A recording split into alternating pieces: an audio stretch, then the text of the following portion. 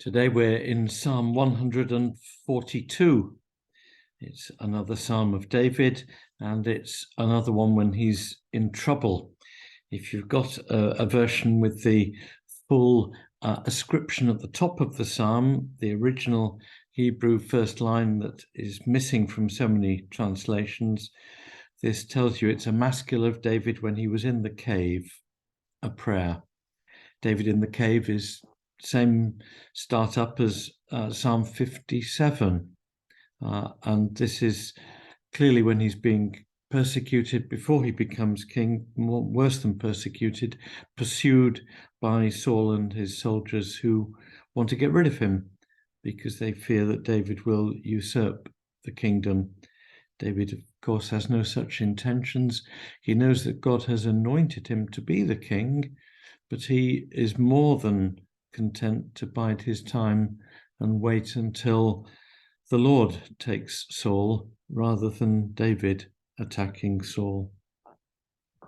However, he's in the cave and he's in trouble, and it's a cry for help, but it has three wonderful, confident notes in it, increasing in their force and their joy. So verses 1 to 7, it's a short psalm. With my voice I cry to the Lord. With my voice I make supplication to the Lord. I pour out my complaint before him. I tell my trouble before him. When my spirit is faint, you know my way. That's the first good climax. There's some tough stuff up to now. He's crying, he's making supplication, he's pouring out his complaint. Doesn't mean a complaint against God, it means his problem. We sometimes talk about a medical complaint. It's not complaining, it's a problem or a difficulty. I tell my trouble, but then when my spirit is faint, you know my way. There's some confidence in God, and that's a good thing for us when we have a cry to make to the Lord, a supplication, asking for help. When we have a problem or a condition, when we have a trouble, we can tell it to God because he knows our way. On we go. Second half of verse 3. In the path where I walk, they've hidden a trap for me. Look on my right hand and see, there's no one who takes notice of me. No refuge remains to me. No one cares for me. I cry to you, O Lord. I say, you are my refuge, my portion in the land of the living. Another high point there. There's no one David feels on his side. He's in a trap. No refuge, no one cares. He's utterly besieged round and about by pursuers, and humanly speaking, there's no hope. Humanly speaking, there's no word of encouragement or relief for him. But you are my refuge, my portion in the land of the living. It's a bit more than the first high point in verse 3, you know my way. That's God's knowledge. This is God in person. You are my refuge, my portion.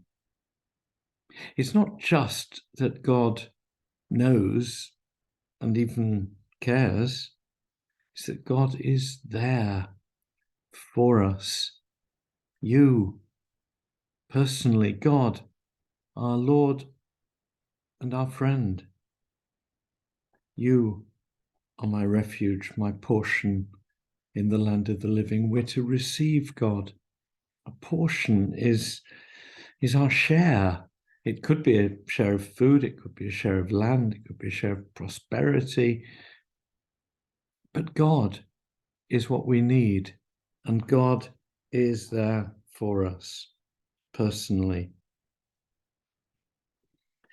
Continuing verse 6, give heed to my cry, for I'm brought very low. Save me from my persecutors, for they're too strong for me. Bring me out of prison, so that I may give thanks to your name.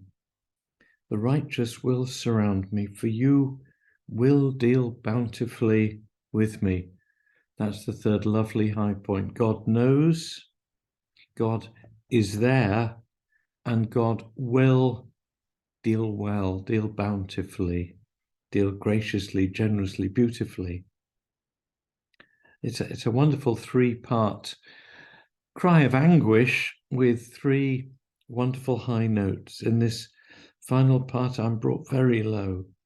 Save me from persecutors too strong for me. It's as if I was in prison. Bring me out. But Lord, I know you will deal bountifully with me. The righteous will surround me. I will be vindicated. When in trouble, God knows. God is there and available to us. God will deal bountifully with his people. Amen.